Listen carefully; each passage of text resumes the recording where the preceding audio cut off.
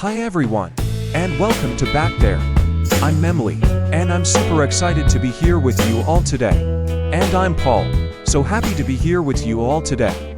Paul, what a great day for a chat, don't you think? Absolutely, Emily, the sun is shining, and we have a super important topic to talk about today. That's right, today, we're going to talk about something everyone experiences, going to the doctor. It can be a little scary, even in your own language, right? Oh, totally. But imagine doing it in a new language like English. It can feel like a big challenge, exactly. But don't worry, we're here to make it easy and friendly for you. We'll learn some simple words and phrases so you can feel more confident. Yes, our goal is to make you say, "I can do this," when you need to talk to a doctor in English. Before we dive in, please share this episode with your friends who are learning English. And don't forget to subscribe to Mr. English channel. Hit that subscribe button and give us a big thumbs up if you like our episodes. It really helps us a lot. Thank you so much. Your support means the world to us. Making an appointment. Okay, Emily, let's start at the very beginning. What's the first thing you do when you need to see a doctor? Well, Paul, you need to make an appointment. You can't just walk in, right? That's true. So how do you say that in English? Super simple. You can say, "I need to see a doctor." Easy, right? Yes. Very clear. And then maybe you want to know if they can see you soon. What do you ask? You can ask, "Do you have any openings today?" Or maybe, "Do you have any appointments today?" Openings means free times. Openings, good to know. So if they say yes and they give you a time like 10 o'clock, how do you confirm that? You can say, "Can I come in at 10 o'clock? Or is 10 o'clock okay?" It's polite and clear. Perfect. So, "I need to see a doctor. Do you have any openings today? Can I come in at 10 o'clock? Easy peasy. Exactly. See, you're already making an appointment in English. Describing symptoms. Okay, so you've made your appointment. Now you're at the doctor's office. The doctor will ask, "What's wrong?" Or, "How can I help you?" And you need to describe your symptoms. Oh, this part can be tricky, but we'll break it down. Let's start with some common aches, like when your head hurts. Yes, you say, "I have a headache." Simple. You can also say, "My head hurts." Both are good. What about your tummy? If your stomach hurts, you say, "My stomach hurts," or "I have a stomachache." Stomachache is one word. Stomachache, good to remember. So, "I have a headache," "My stomach hurts." What if you feel sleepy all the time, even if you sleep a lot? That's when you say, "I feel tired." Very common. And if the room is spinning, like you say, "I feel dizzy." That's an important one. What if you feel like you want to throw up, or just generally not well? You can say, "I feel sick." That's a general one for not feeling well. And what if you're coughing a lot, like coughs? Oh, that's a cough. You can say, "I have a cough." And if it's been for a few days, you can add that, "I've had a cough for 3 days. Wow, that's really helpful, Emily. So, "I have a headache," "My stomach hurts," "I feel tired," "I feel dizzy," "I feel sick," and "I've had a cough for 3 days." We're learning so much. You are. And remember, use these phrases, practice them. Answering doctor's questions. Okay, so you've told the doctor how you feel. Now the doctor will ask questions to understand more. Like, "When did this start?" Exactly. The doctor might ask, "How long have you felt this way?" And you can answer, "For 2 days," or "Since yesterday."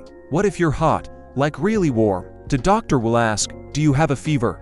And you can say, "Yes, I think so," or "No, I don't think so." And what if you took some medicine before going to the doctor, like for your headache?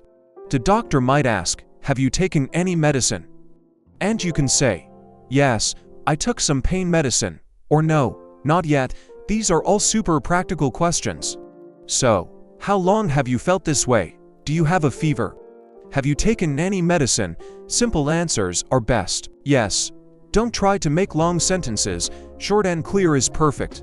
Understanding diagnosis and treatment. So the doctor has listened to you, asked questions, and maybe checked your throat or listened to your breathing. Now it's time for the doctor to tell you what's wrong. This can be a bit scary because they use medical words, but we'll learn some common ones. What if you have a runny nose, sneezing, and mild cough? The doctor might say, you have a cold. A cold is usually not very serious. And what if you have a fever, body aches, and you feel really, really tired? That sounds like the flu. The flu is stronger than a cold. The doctor might say, you have the flu. Cold and flu. Good to know the difference. What if you have a bad sore throat and it's very red? The doctor might say, you have an infection. An infection needs medicine to get better. Infection. So after they tell you what you have, what's next? Do they just send you home? No. Usually they will give you something to help you feel better. They might say, I'll give you a prescription. This is a paper for medicine. Oh, a prescription. So you take that to the pharmacy.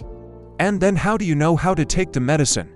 The doctor will tell you, for example, take this medicine twice a day. That means 2 times every day, or 3 times a day. And what else do doctors always say? Drink lots of water and rest. This is super common advice. It's important. Yes, it is. So, you have a cold, the flu, an infection. I'll give you a prescription. Take this medicine twice a day. Drink lots of water and rest. Wow, we can understand the doctor now. Yes, you can. You're doing great, Paul. Describing pain sometimes, when you're sick, you have pain. And describing pain can be hard, even in your own language. Yes, pain can be different. So what's the easiest way to show where it hurts? You can just point and say, it hurts here. Simple and clear. That's smart. What if the doctor asks about the kind of pain? Like, is it sharp like a needle or more like a dull ache? The doctor might ask, is the pain sharp or dull? Sharp is like a quick, strong pain. Dull is more of a constant, less intense ache. You can try to use these words or just say, it's strong, or it's not so strong.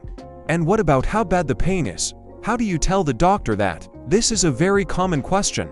On a scale of 1 to 10, how bad is it? 1 means very little pain, and 10 means the worst pain ever. You just say a number, like, it's a 7. Oh, that's a good way to show it. So, it hurts here. Is the pain sharp or dull? On a scale of 1 to 10, how bad is it? This makes talking about pain much easier. Absolutely. Don't be afraid to point or use your hands to show the doctor. Common medical vocabulary. Emily, let's quickly go over some common words we hear when we talk about being sick or going to the doctor. Good idea. Let's make a list. Okay, so we talked about fever. What's a fever again? It's when your body is too hot, you have a high temperature. And cough, when you make that sound. Yes. What about your throat? If it hurts when you swallow, that's a sore throat, very common with colds. And when water comes out of your nose, that's a runny nose, not fun. What if your back hurts? Back pain. Simple. And your stomach. We talked about it. Stomachache. What about the small round things you take for medicine? Those are pills. And the liquid medicine, often for kids, that's syrup. How do you check your temperature to see if you have a fever? You use a thermometer. And who helps the doctor in the clinic? That's the nurse. Where do you go to see a doctor? A clinic or a doctor's office. And when you go to the doctor for a regular visit, even if you're not sick, just to make sure you're healthy, that's a checkup. Very important. Wow, that's a great list of words. Fever, cough, sore throat, runny nose, back pain, stomachache, pills, syrup, thermometer, nurse, clinic, checkup. Practice these, everyone. Being polite at the doctor's Paul. When you're talking to anyone, especially a doctor, it's good to be polite. Yes, manners are important in any language. If you're not feeling well and need help, you can say, excuse me, I don't feel well. It shows you're sorry to interrupt, but you need help. Or if you need something specific, or need the doctor to do something for you, you can say, can you help me, please? The please is very important, and after the doctor helps you, what do you always say? Thank you, doctor, or just, thank you. Showing gratitude is always good. Simple but very effective. Excuse me, I don't feel well. Can you help me, please? Thank you, doctor. These phrases make you sound kind and respectful. Cultural tips and practice advice. Okay, Paul, are you ready for a little role play? Oh, I love role play. You be the patient and I'll be the doctor. Or wait, let's switch it up. I'll be the patient and you be the doctor, Emily. Okay, sounds good. I'm Dr. Emily today, and you're our patient, Paul. Let's start. Wow, Emily, that felt so real. Ha ha. It did, Paul. See everyone. Even with simple words, you can have a full conversation at the doctor's office. Emily, it's not just about the words, right? Sometimes how we talk to doctors or what we expect can be different in different countries. What are some cultural tips for English-speaking countries? That's a great point, Paul. First, in many English-speaking countries, doctors expect you to ask questions. It's okay to say, "What is this medicine for?" Or "Will I feel better soon?" Don't be shy. Oh, that's good to know. In some cultures, you just listen and don't ask questions. Yes. Another thing is to be honest about how you feel. Don't say, "I'm fine," if you're not. Tell the doctor all your symptoms, even small ones. They need to know everything to help you. So don't try to be brave if you have a lot of pain. Exactly. If you say it's a little pain, but it's actually a 9 on a scale of 1 to 10, the doctor might not give you the right help, so be honest. It helps then, and it helps you get better faster. That's super important advice. Ask questions, be honest, and tell them how you really feel. Got it. So Paul, we've learned so much today. But learning is one thing, and practicing is another. What are some tips to practice for our listeners?